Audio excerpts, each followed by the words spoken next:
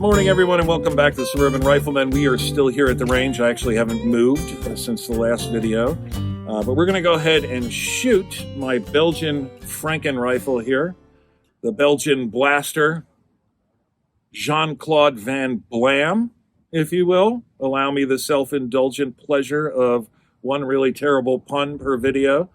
The only ammo I had laying around that wasn't sealed up in cans was some M2 ball, and it's loaded in N-block clips here for the M1 Garand.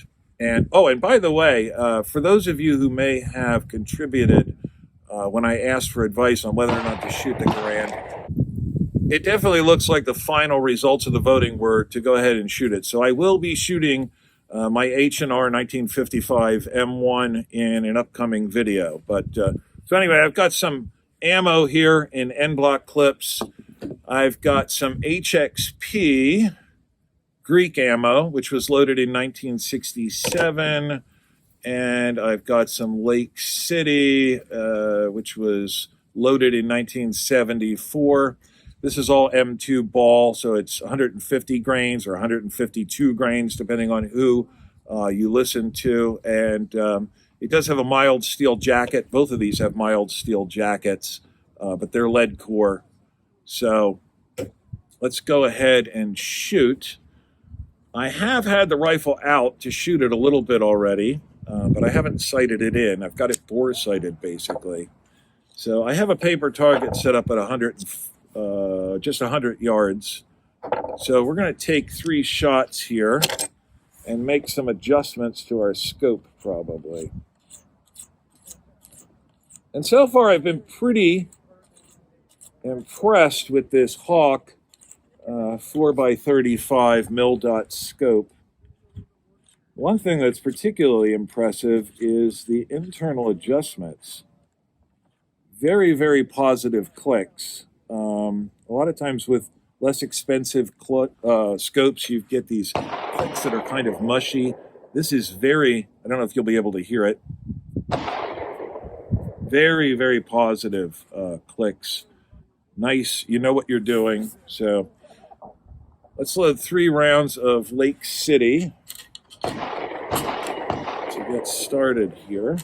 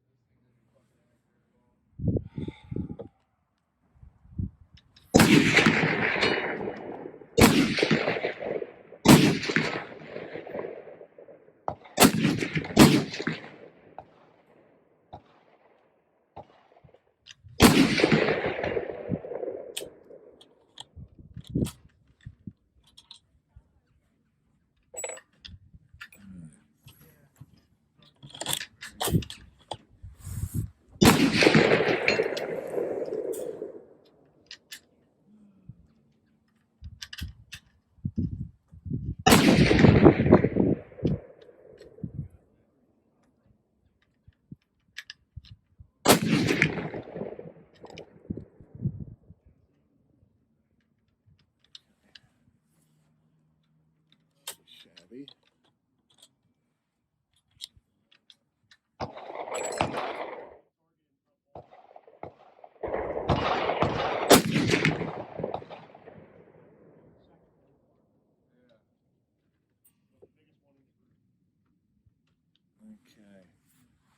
Obviously, my little non-skid plank here isn't working, but I did order that Harris Spy Pod yesterday, so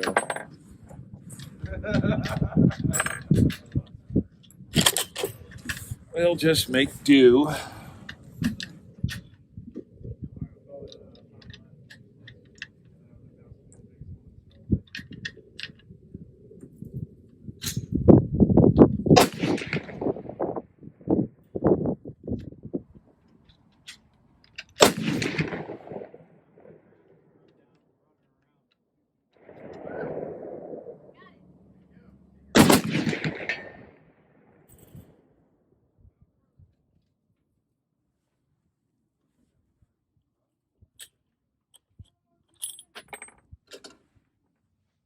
All right, so here's my basic sighting in target at 100 yards. It took me a while to get on paper. There were a few adjustments made here. This is my final 5-shot group, so that's about, I don't know, 1.5 inches, something like that. So I think that's pretty good. That's not too bad. All right, so it looks like the rifle's pretty well zeroed at this point. Those targets are telling me that the rifle wants to shoot better than it is, but this crappy bipod and my makeshift non-skid surface are not really, I think, working out the way I had hoped they would. But I think we'll do better with this rifle in the future. So I'm going to transition to shooting steel. Same protocol as usual, 120, 153, 240, and we'll try even taking a couple shots out of 270, maybe. I don't know if I can get the elevation I need, but we'll see. Anyway, I'm going to move the camera around back so you can see the steel, and I'm going to shoot up these last 3 rounds of Lake City, and then we're going to go into an en bloc clip full of HXP. All right, we'll start off at 120 with 3 rounds of Lake City. That's probably going to be all we need to shoot at 120 because I don't think we're going to have any trouble hitting that. And then we'll move on to longer ranges.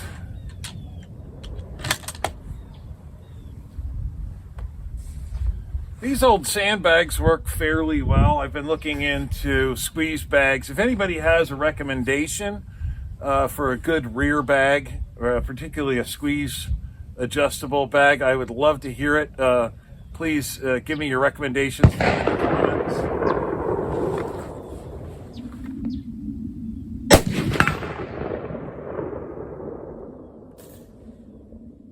As I thought, no problem.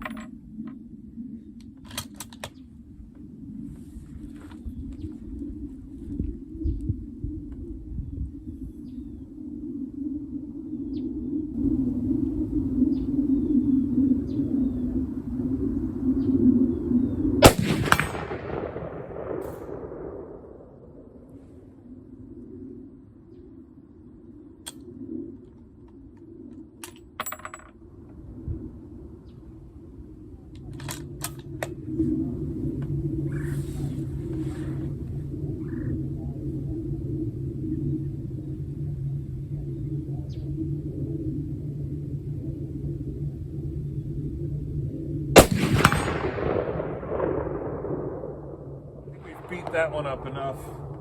We'll transition out to 153.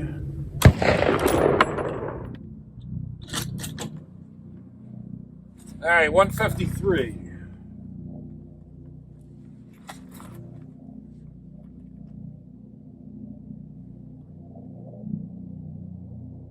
Silhouette all the way on the left.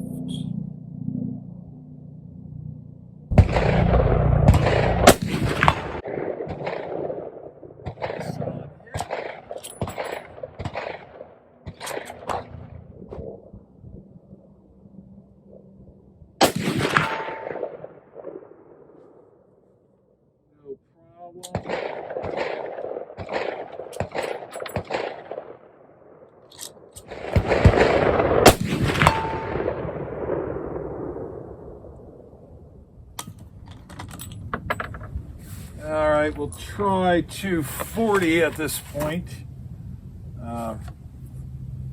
And then maybe 270.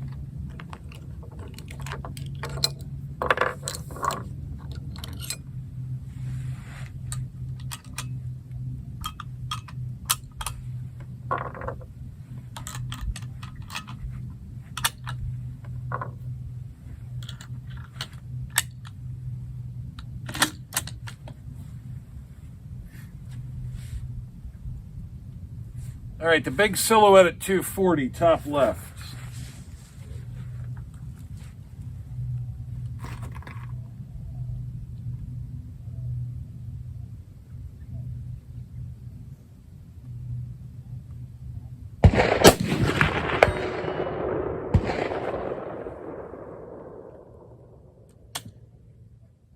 Nice hit.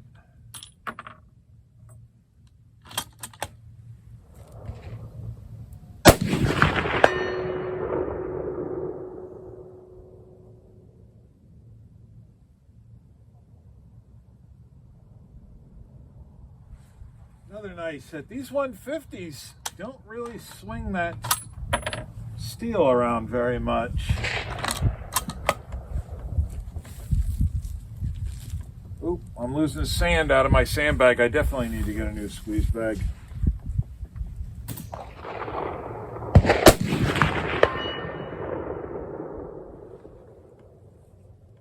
That swung the silhouette around a little bit.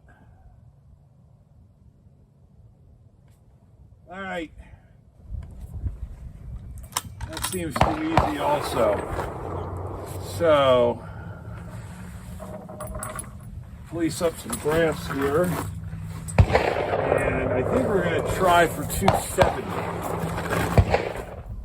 All right, so we're going to take our last 10 shots at 270.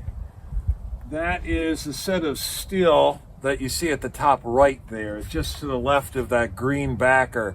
The green backer is at 300 yards, but the longest steel we have is 270. I'm going to be shooting for the leftmost silhouette up there. And it looks like maybe we're going to get some snow here.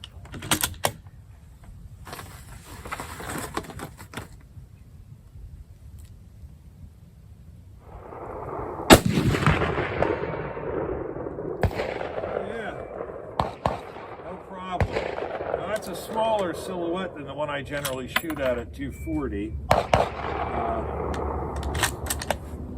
That one might be 12 inches tall, something like that.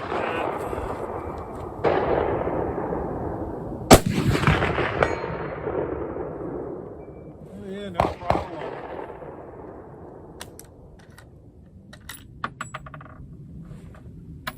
These are Lake City, by the way.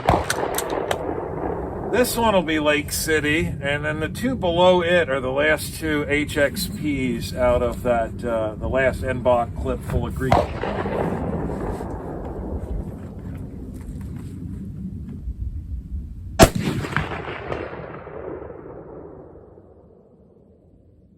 That was a definite hit.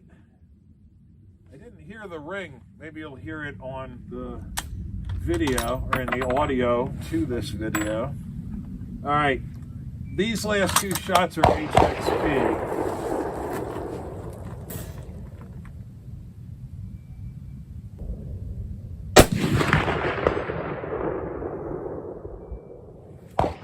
Good hit. Not really hearing that one ring, but I definitely hit the steel. I may be just clipping the bottom of it.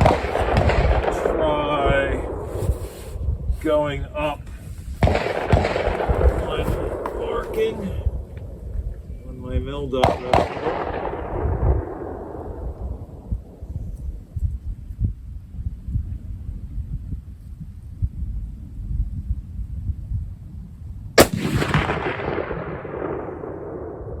That was a mistake.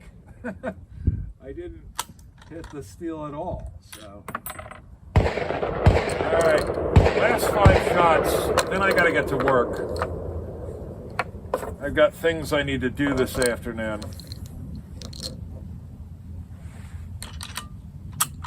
This is all Lake City.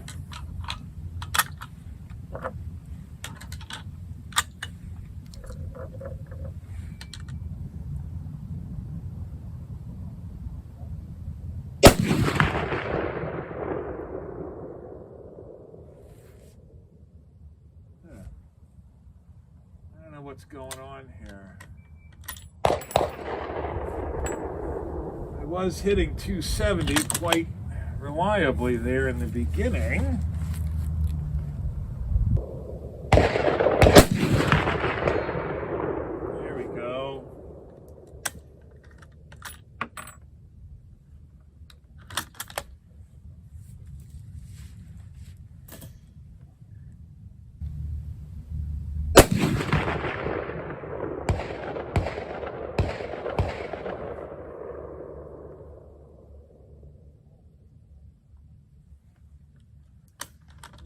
Still seems like it's locked down nice and tight.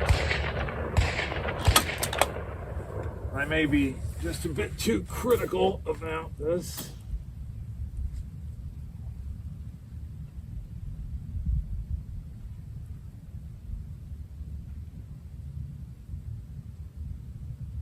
There we go. And I believe this will be the last shot.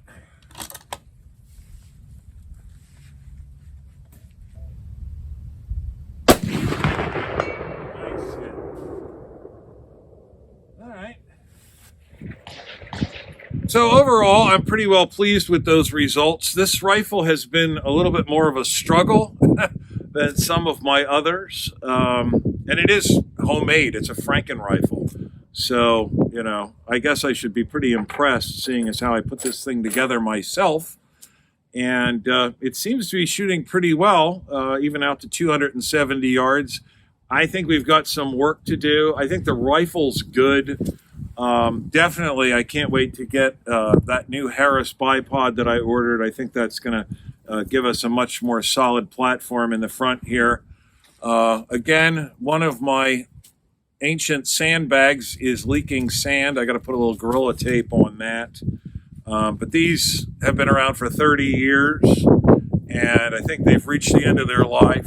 So again, if anybody has any recommendations on a rear bag to use in conjunction with a bipod, I would love to hear about it down in the comments. So I've got a lot of editing to do. I think I've been filming for like an hour and 30 minutes because there's a lot of shooting. There's probably going to be a bunch of jump cuts in here. But I want to get this edited up and posted and start working on my next video. So when I post that one, I hope to see each of you then. Later, guys.